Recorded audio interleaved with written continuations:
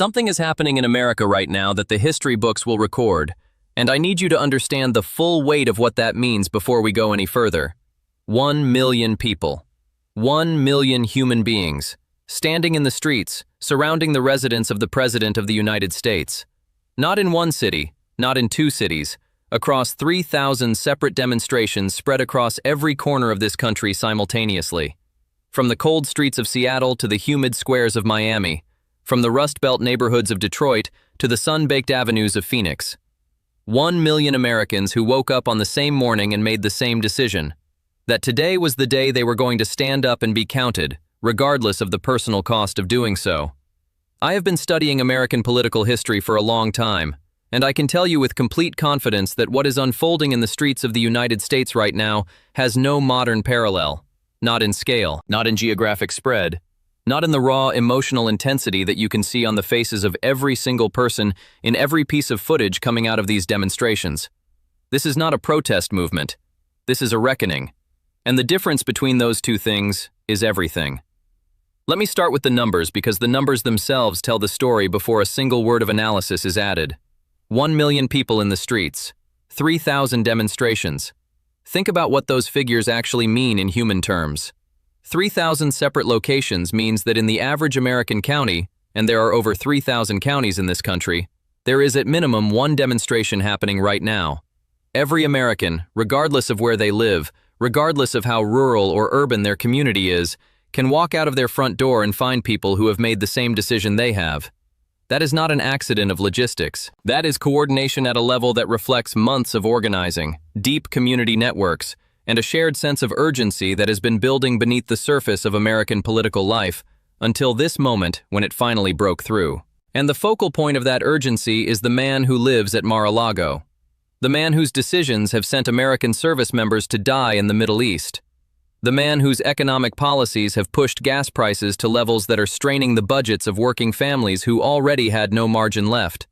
The man whose approval rating on economic management has fallen to numbers that no sitting president can survive politically if they do not reverse course.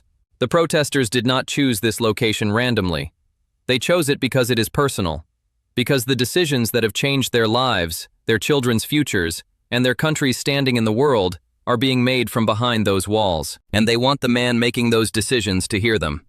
To understand the scale of what he has produced, to sit with the knowledge that 1 million of his fellow citizens have concluded that silence is no longer an option.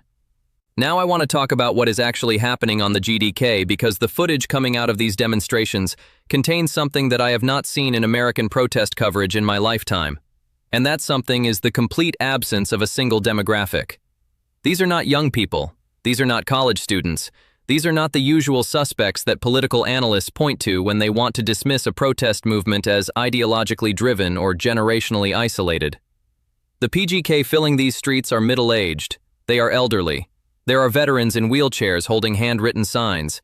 There are small business owners who closed their stores for the day because they felt they had no choice. There are farmers who drove 3 hours to stand in a city square because the economic pressure on their operations has become intolerable. There are mothers pushing strollers alongside retired school teachers. There are combat veterans standing next to the families of the service members currently deployed in the Middle East. This is America in its fullest and most complicated demographic reality, and it is standing outside Donald Trump's door. The emotional texture of these demonstrations is unlike anything I have seen in recent American political life. There is anger. Of course there is anger. But it is not the performative anger of a rally or the theatrical anger of a scripted political event. It is the quiet, cold, sustained anger of people who have been patient for a long time and have finally concluded that patience has not produced the results they were told it would. There is grief, too. Real grief. The grief of families who have lost people in a war that was supposed to be over in 3 to 5 days. The grief of Americans who remember what their country's standing in the world once looked like and who are watching that standing erode in real time. And beneath the anger and the grief, there is something that might be the most politically dangerous emotion of all. Disappointment. The specific disappointment of people who voted for a specific set of promises and are now watching those promises dissolve into the reality of a conflict that is draining the national treasury at $1 billion per day, while their own paychecks are being consumed by the highest gas prices in 3 decades. The demonstrations surrounding Trump's Mar-a-Lago residence are particularly significant because of what they represent symbolically. When a sitting president conducts government from a private estate rather than the White House, the protesters who surround that estate are not just protesting policy. They are making a statement about the fundamental character of the governance they are living under. They are saying that when a president retreats from the people's house to a personal fortress, the people will follow him there. That the walls of private wealth do not insulate a president from the political consequences of the decisions he makes within them. That in a democracy, the governed have the right to make themselves visible to the people who govern them, regardless of the physical distance those governors attempt to maintain. Inside those walls, what is the political reality that Donald Trump is now confronting? His approval rating on the economy, historically the single most reliable predictor of presidential political survival, sits at 36%. His approval on inflation and cost of living sits at 29%.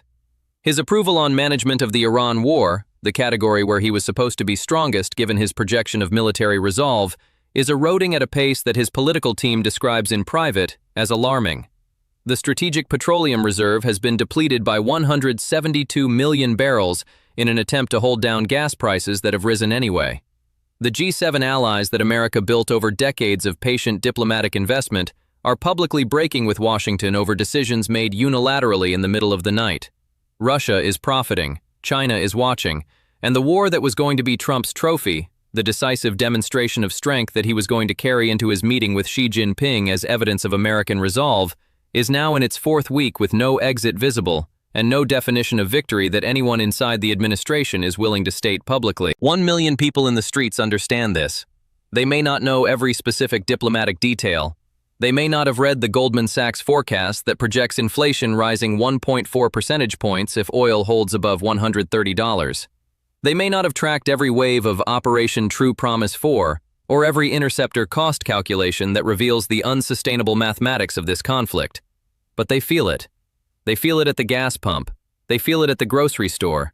They feel it in the anxiety that settles over a household when a family member is deployed to a conflict whose purpose keeps shifting and whose endpoint nobody can define.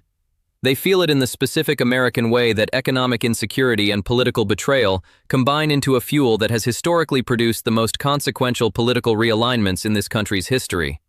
Let me be direct with you about something. Political movements of this scale, 1 million people, 3,000 demonstrations, organized with the geographic discipline to reach every corner of the country simultaneously, do not materialize and then disappear. They either grow or they transform. They either apply pressure that produces political response or they radicalize in the absence of response into something that changes the fundamental character of the political landscape. The Trump administration has approximately 48 to 72 hours to demonstrate that it has heard what 1 million Americans are saying in the streets. Not heard it in the sense of acknowledging its existence with a dismissive social media post. Heard it in the sense of taking a concrete, visible, measurable action that addresses the specific grievances that drove those people into the streets, rather than staying home on a day when staying home would have been considerably more comfortable. What those 1 million people are asking for is not complicated. They are asking for an honest accounting of what this war is costing and why it is being fought. They are asking for a credible timeline for how it ends. They are asking for acknowledgement that the economic consequences they are absorbing are real, and that the people making decisions that produce those consequences are actually paying attention to what those decisions do to ordinary American families. They are asking, in the most fundamental democratic language available to citizens of a republic, for their government to see them. The question that the next 72 hours will answer is whether the government that has retreated behind the walls of a private estate in Florida is still capable of seeing the million people standing outside those walls, or whether it has insulated itself so completely from the reality of the people it governs that it will look at the largest domestic political demonstration in modern American history and see only a media event to be managed, rather than a democratic signal to be heard. History does not remember the governments that managed protests. It remembers the governments that either heard what the protests were saying or discovered, too late, always too late, that they had not. 1 million people are outside the walls right now. They are not going anywhere. And the thing about 1 million people standing in the same place at the same time is that their presence does not require anyone's permission to be real. It is real. It is happening. And every minute that passes without a response is a minute that adds fuel to the fire that 1 million Americans lit today by simply deciding that showing up mattered more than staying silent. The streets are full, the walls are high, and somewhere behind those walls, a decision is being made that will define the remainder of this presidency and quite possibly the shape of American democracy for a generation. What happens next is not written yet, but 1 million people just picked up the pen.